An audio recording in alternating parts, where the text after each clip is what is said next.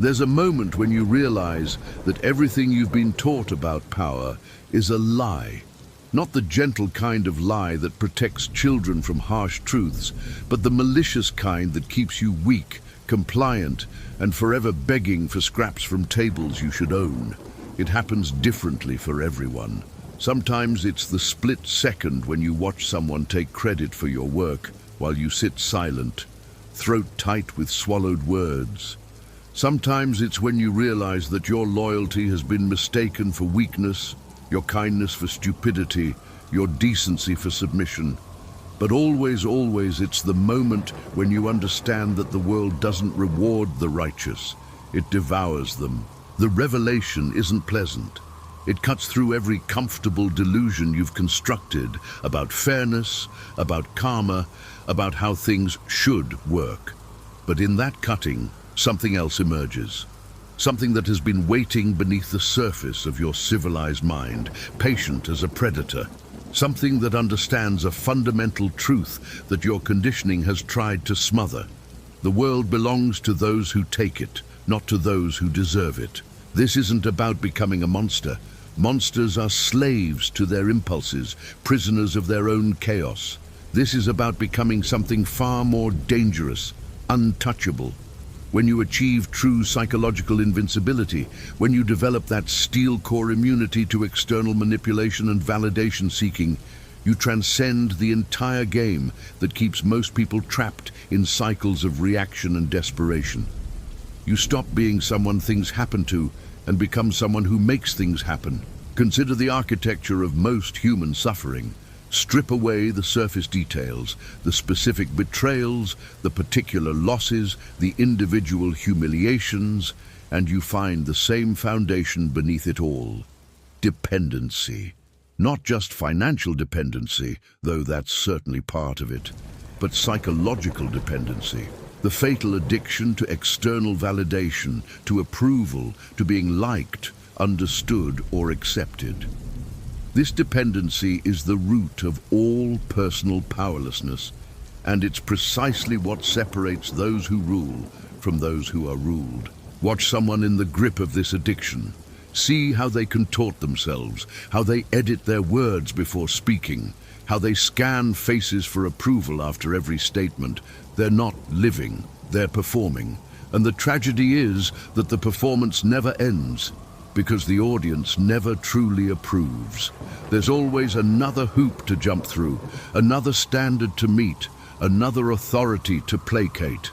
They've trapped themselves in an infinite regression of seeking permission to exist. But here's where it transcends mere observation and becomes transformation.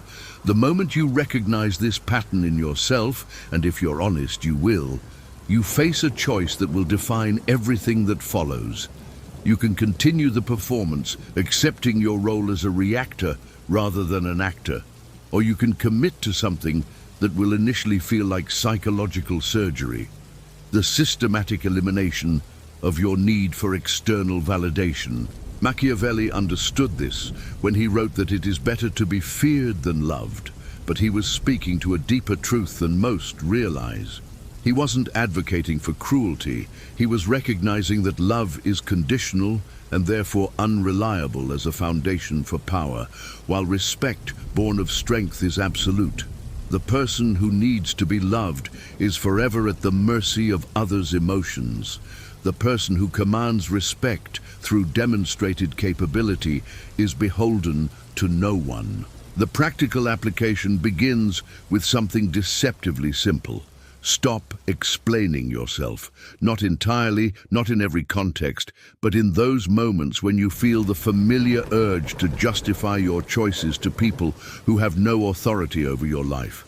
The next time someone questions your decision, not out of genuine curiosity, but from that particular tone that implies you owe them an explanation, try this instead. A brief pause, direct eye contact, and "I've made my decision." Then silence. Let them fill the void with their discomfort. You'll notice something immediately. Their reaction will reveal who they are and what they want from you. Those seeking genuine understanding will ask thoughtful follow-up questions. Those seeking to maintain control over you will become agitated, pushy, or manipulative. This simple technique serves as a diagnostic tool, separating allies from energy vampires with surgical precision. But the real power lies in what happens inside you during these moments. Each time you refuse to dance to someone else's demand for explanation, you strengthen something that most people allow to atrophy: your internal authority. You stop being someone who seeks permission and become someone who grants it, or doesn't. The escalation from personal interactions to professional environments requires more sophisticated approaches, but the underlying principle remains the same. In a meeting where someone attempts to undermine your position through passive-aggressive questioning, consider this response framework.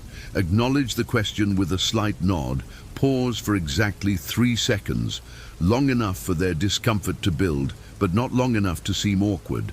Then respond not to their question, but to their intention.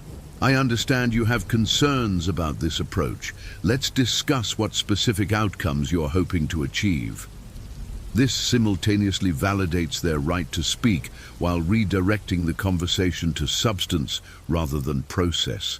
And it positions you as the one managing the discussion rather than defending against it. The body language during this exchange is crucial. Remain physically still, with your hands visible and relaxed. Maintain steady eye contact, but don't stare. You're demonstrating attention, not aggression.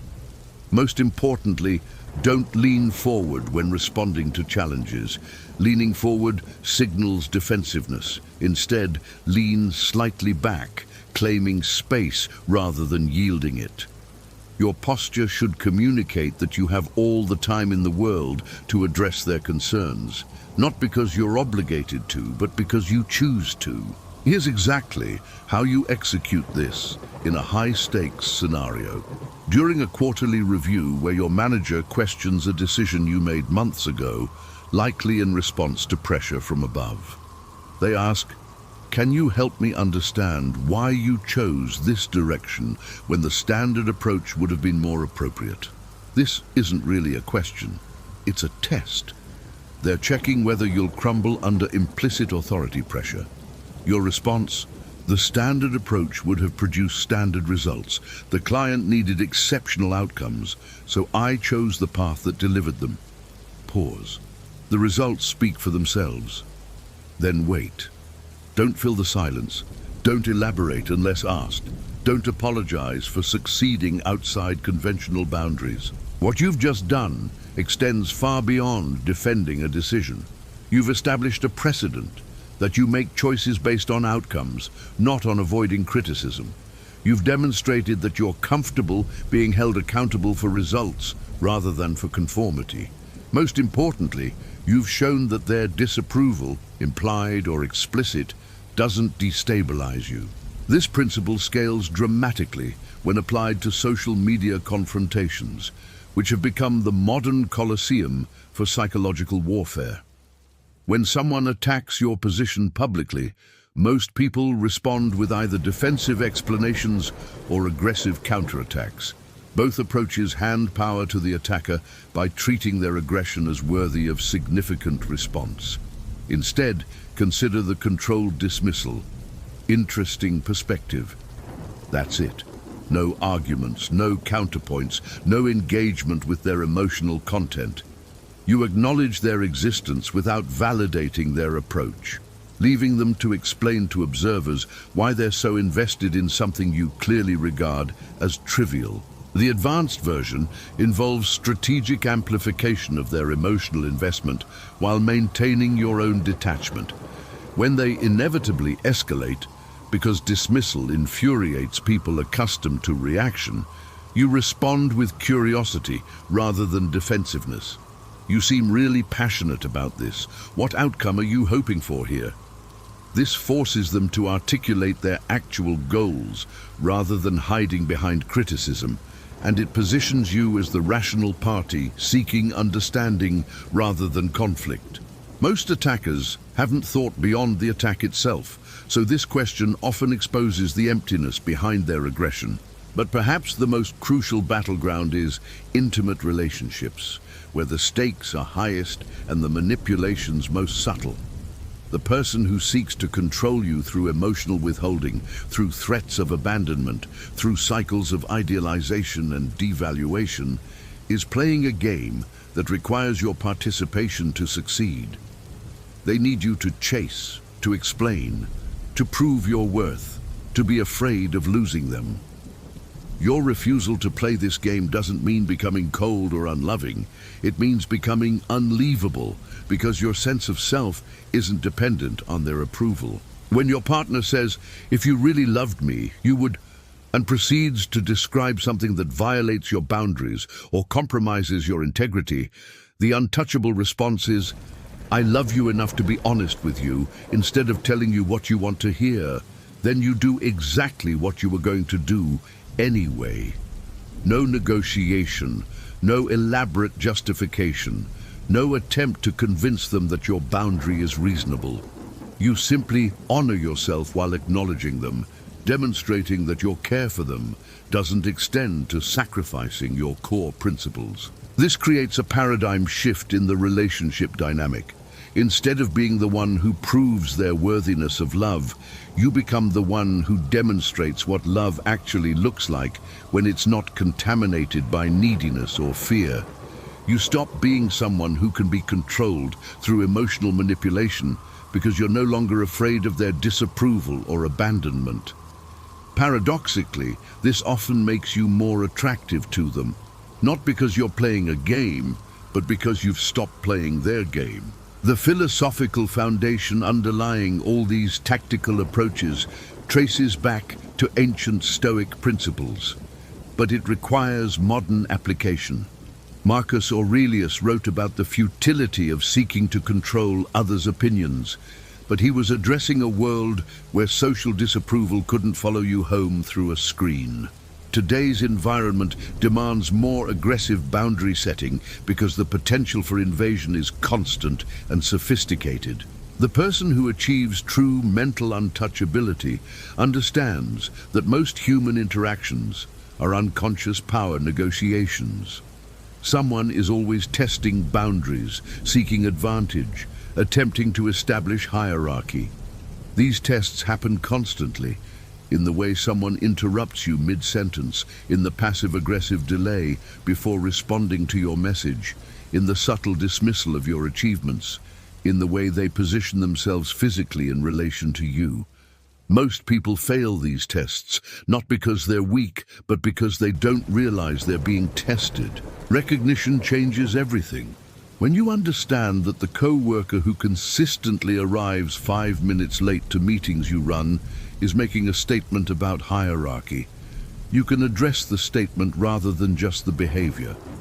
When you recognize that the friend who tells you, "I'm just being honest," before delivering criticism is using virtue signaling to make cruelty socially acceptable, you can respond to the manipulation rather than just the content. Here's the exact script for addressing chronic lateness. Wait until everyone is present, including the late person. Look directly at them and say, "I'm starting meetings at the posted time going forward.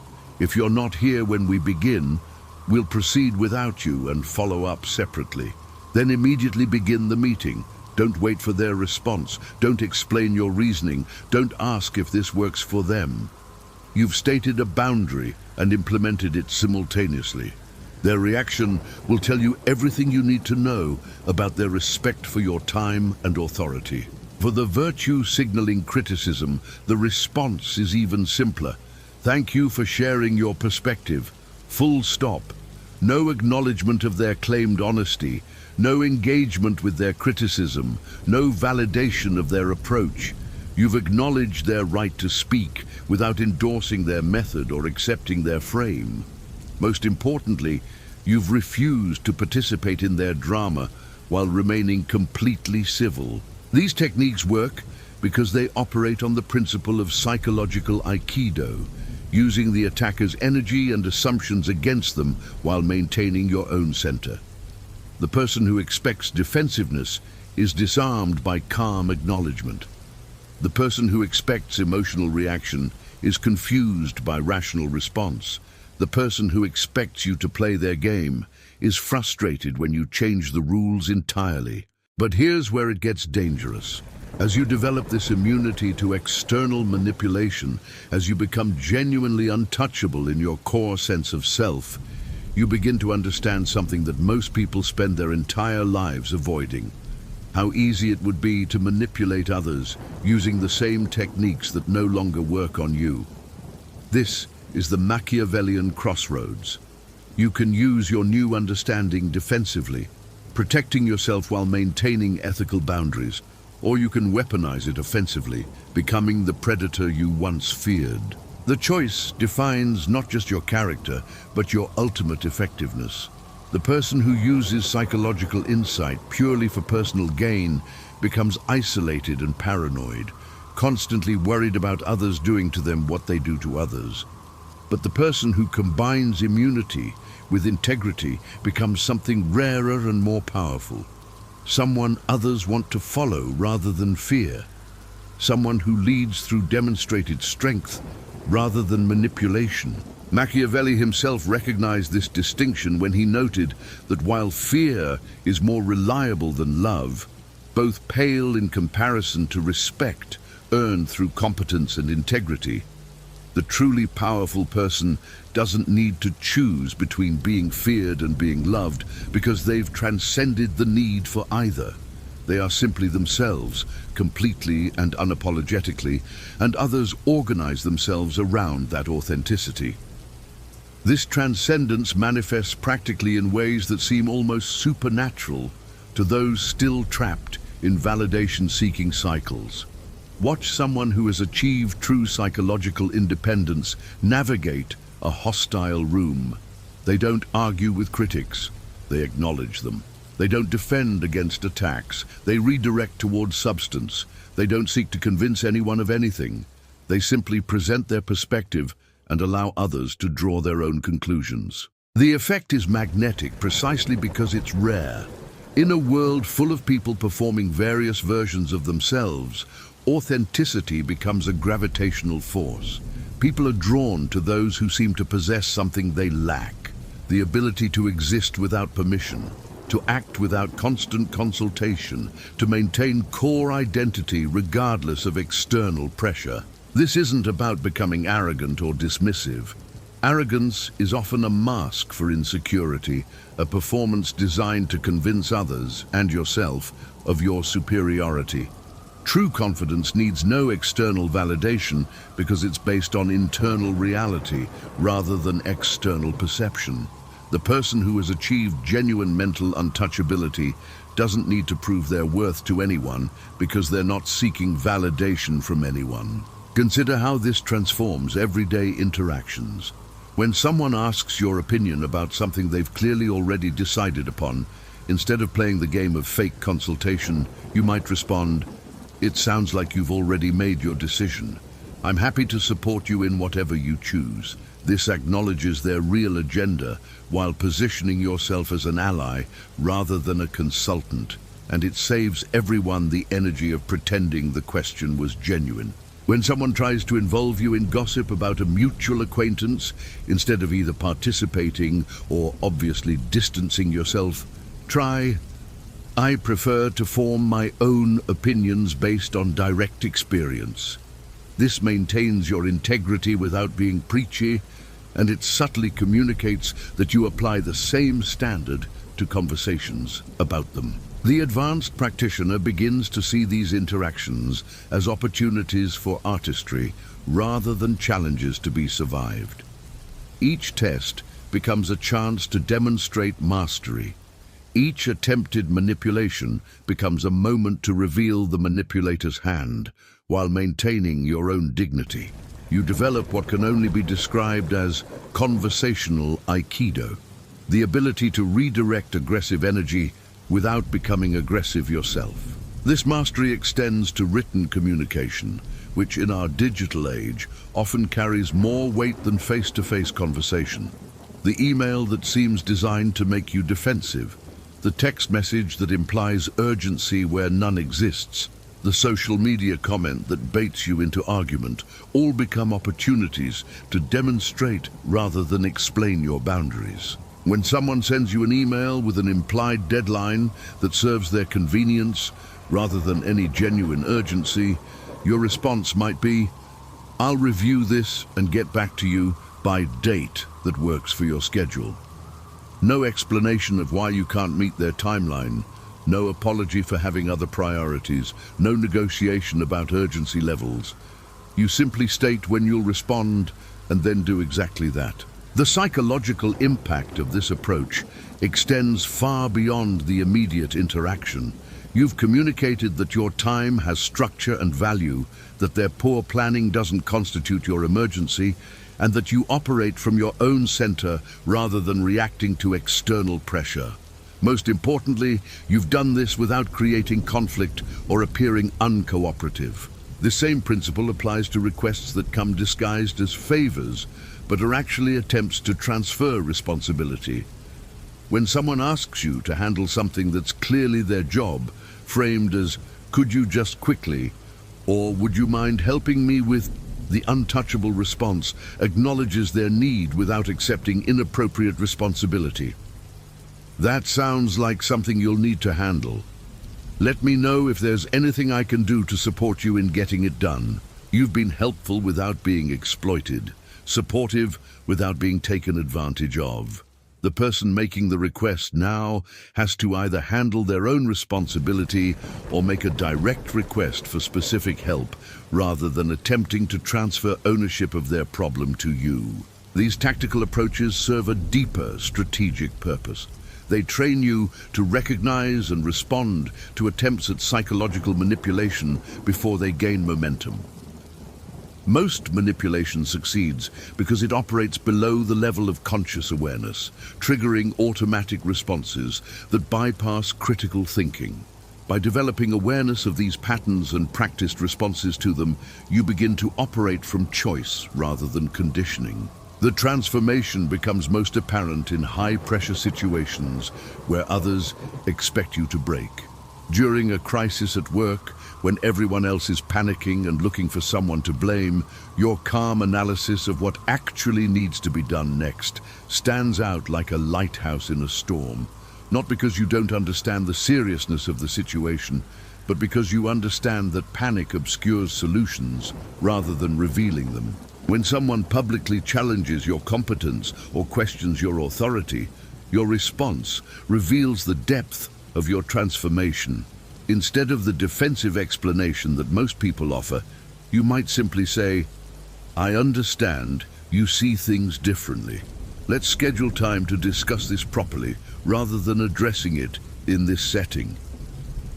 You've acknowledged their perspective without accepting their frame, demonstrated respect for the group by not turning the meeting into a debate, and positioned yourself as the professional party seeking resolution rather than conflict. The person who attempts public humiliation is now forced to either drop the issue or reveal themselves as someone who prefers confrontation to resolution. Either way, you've maintained your dignity while exposing their true motivation to everyone present. This leads to one of the most profound realizations of psychological mastery. Most attempts to diminish others reveal more about the attacker than the target. The person who feels compelled to point out your mistakes in front of others is broadcasting their own insecurity. The individual who undermines your achievements is announcing their sense of inadequacy.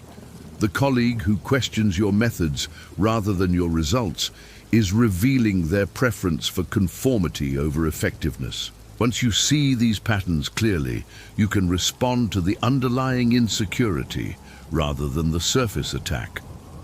When someone criticizes your unconventional approach to a problem, instead of defending your methods, you might respond, "I can see why different approaches might feel uncomfortable. What concerns you most about the outcomes we're getting?" This acknowledges their discomfort while redirecting focus to what actually matters, results rather than process. The sophistication of this approach lies in its multi-layered effectiveness. To outside observers, you appear reasonable and open to feedback. To the person challenging you, you've offered genuine engagement while refusing to be defensive. Most importantly, to yourself, you've maintained integrity while learning something valuable about the dynamics at play. This kind of response requires something that most people struggle to develop: genuine curiosity about human behavior rather than reactivity to it. When you can observe someone's attempt to manipulate you with the same detached interest you might have in watching a documentary about predators, you've achieved a form of psychological freedom that borders on the supernatural. The freedom manifests in unexpected ways. Conversations become more interesting because you're no longer worried about saying the wrong thing or managing others' reactions to your authenticity. Relationships deepen because people sense they can be real with you without triggering defensiveness or manipulation in return. Professional interactions become more efficient because you address substance rather than getting caught up in political maneuvering. But perhaps most importantly, you begin to attract different kinds of people into your orbit. Those who require external validation to feel important find you unsatisfying because you don't provide the feedback loop they need. Those who enjoy drama and conflict lose interest because you don't participate in their games. What remains are individuals who appreciate authenticity, who value substance over form, who are doing interesting things with their lives rather than just talking about them. This natural selection process extends to romantic relationships with particular significance. The person who has achieved genuine psychological independence becomes attractive to those seeking partnership rather than codependency, collaboration rather than completion. You stop attracting people who want to fix you or be fixed by you, and start connecting with those who bring their own wholeness to the relationship.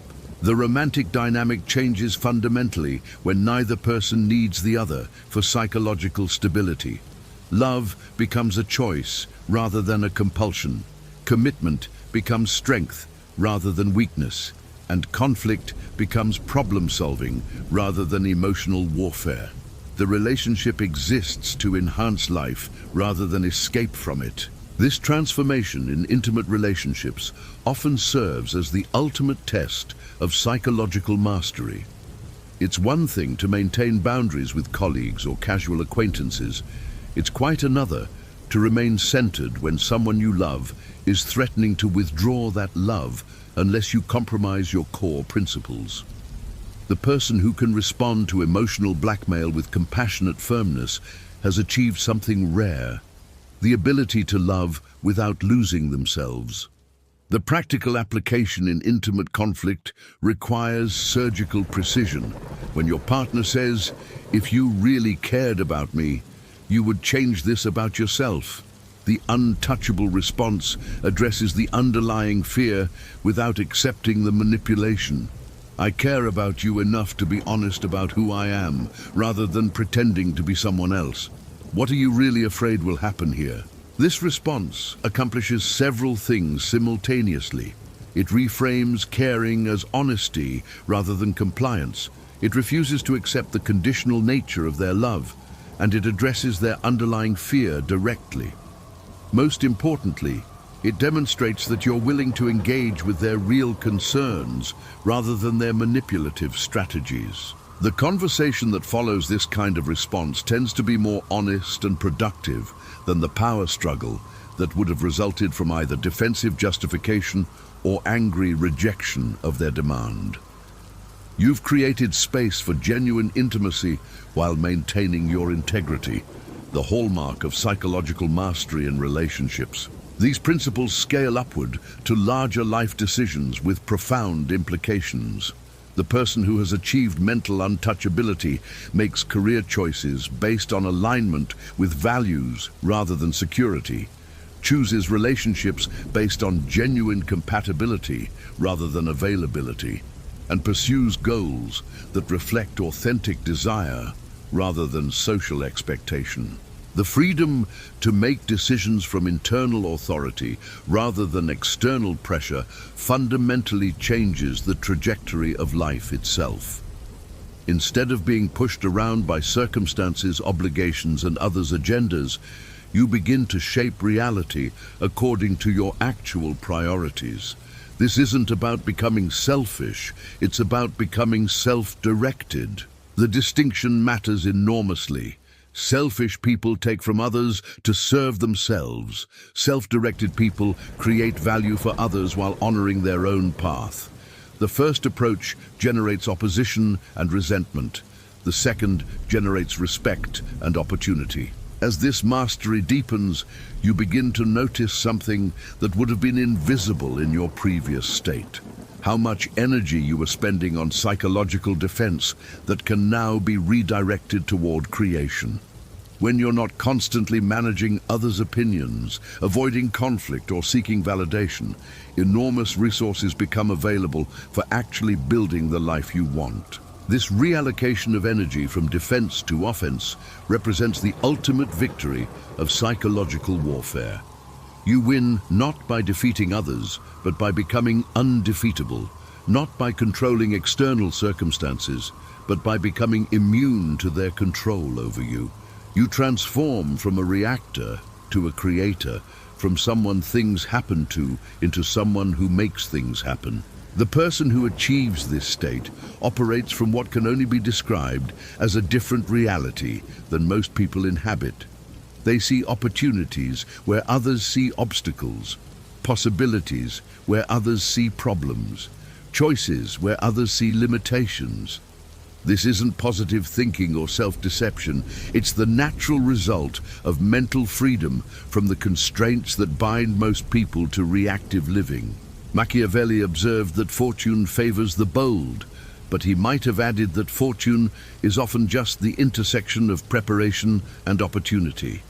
And the prepared mind is one that has freed itself from the psychological limitations that prevent most people from recognizing opportunity when it appears. The prepared mind sees a difficult boss as training in managing unreasonable people, a skill that will prove valuable throughout life.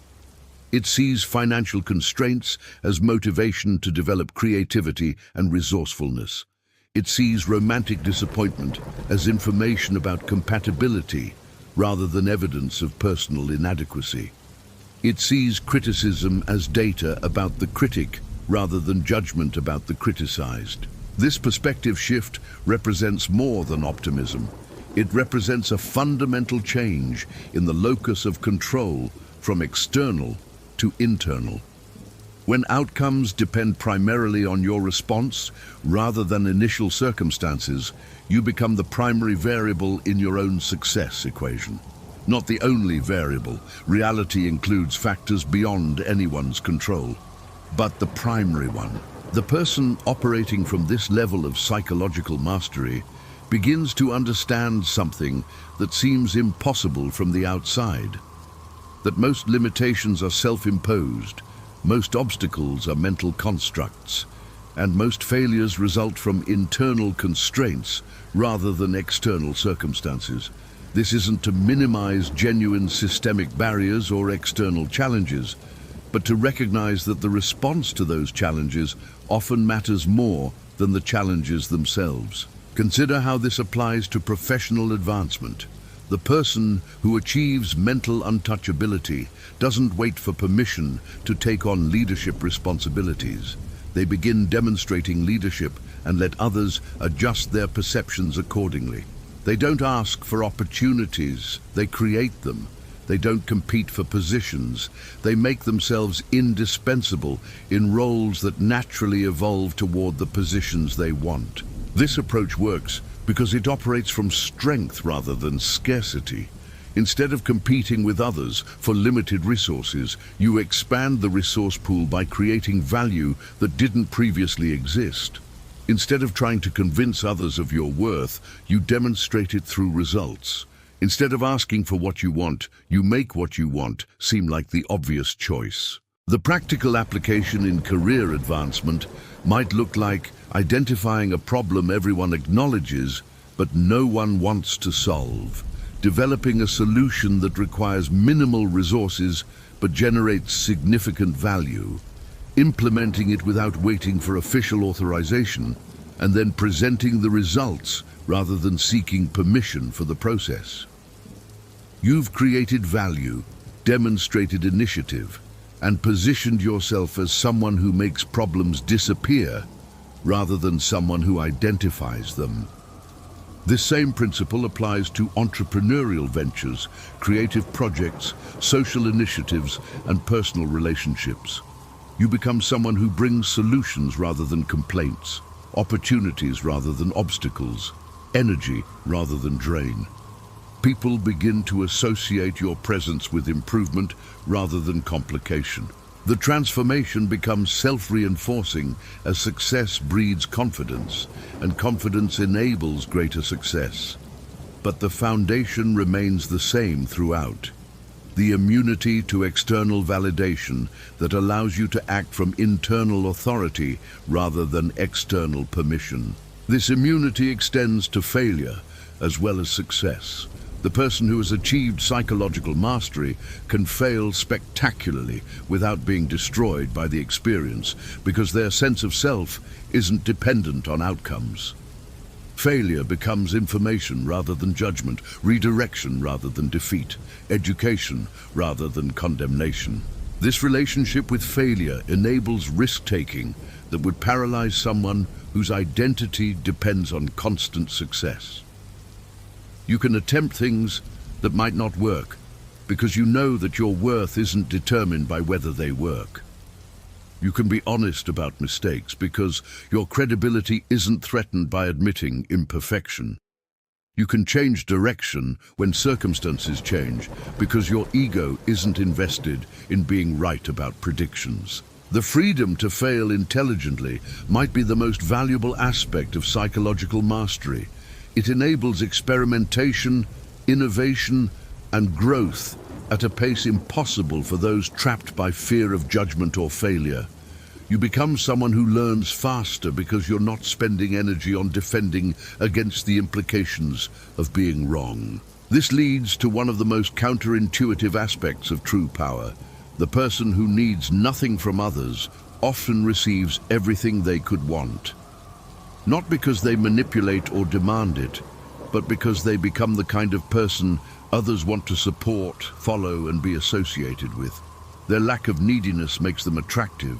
Their self-sufficiency makes them reliable.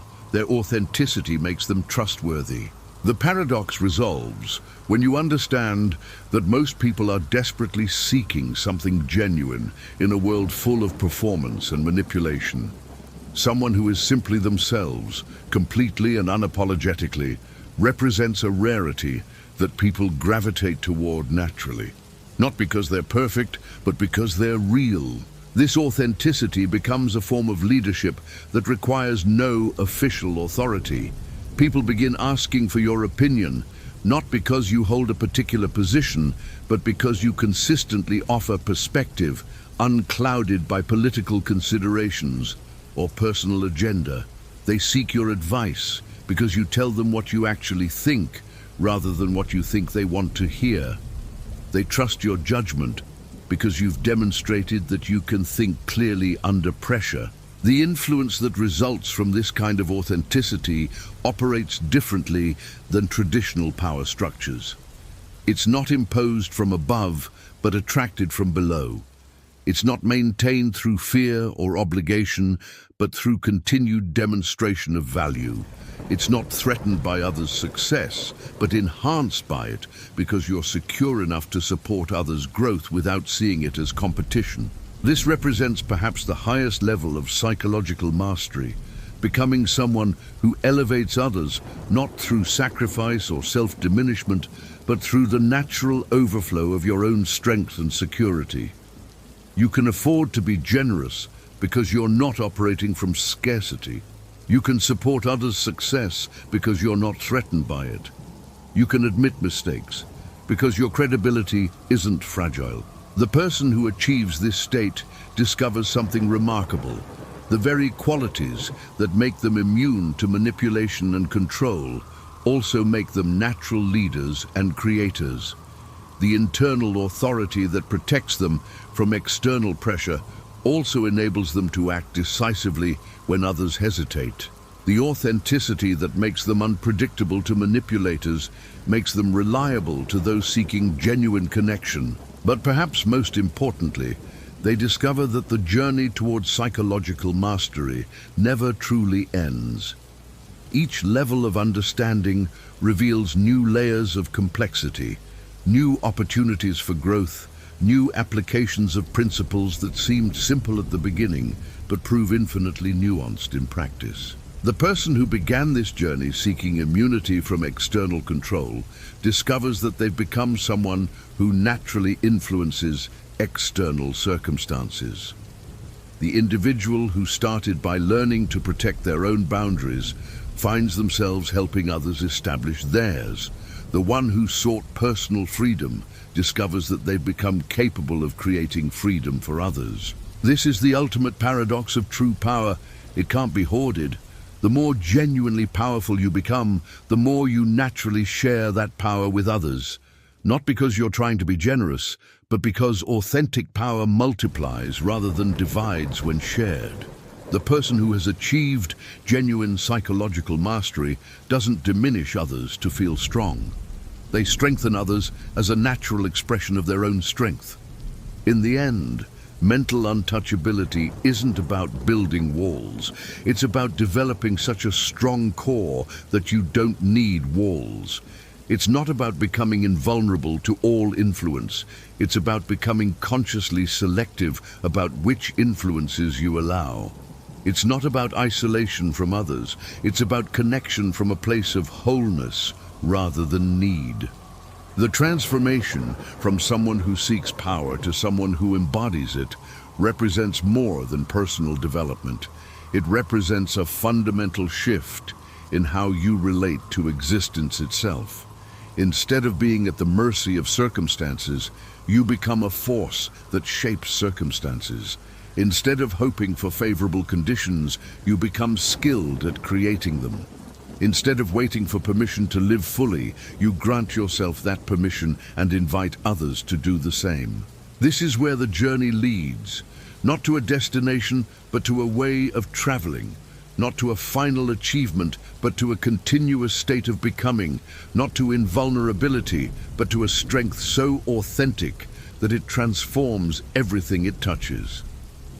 The person who achieves genuine psychological mastery doesn't conquer the world, they become worthy of it. And in that worthiness lies something that all the manipulation, all the strategy, all the technique in the world cannot provide. The quiet satisfaction of knowing that whatever happens next, you have become someone capable of handling it with dignity, wisdom, and strength. You have become, in the truest sense, untouchable.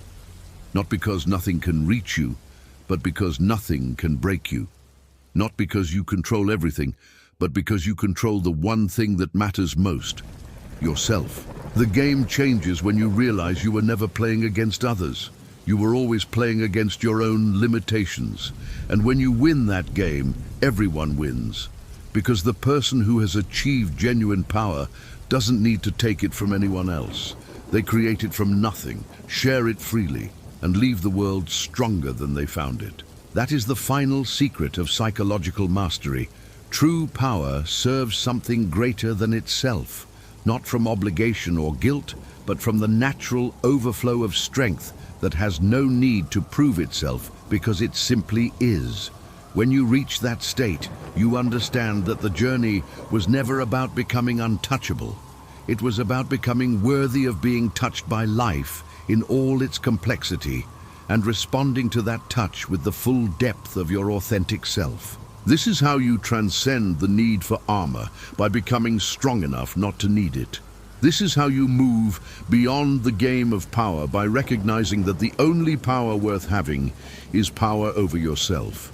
This is how you stop being someone things happen to and become someone who happens to the world. The choice has always been yours. It remains yours now. What you do with it will determine not just who you become, but who you've always been beneath the layers of conditioning, fear, and false limitation. The person capable of reading these words is the same person capable of living them. The only question is whether you will.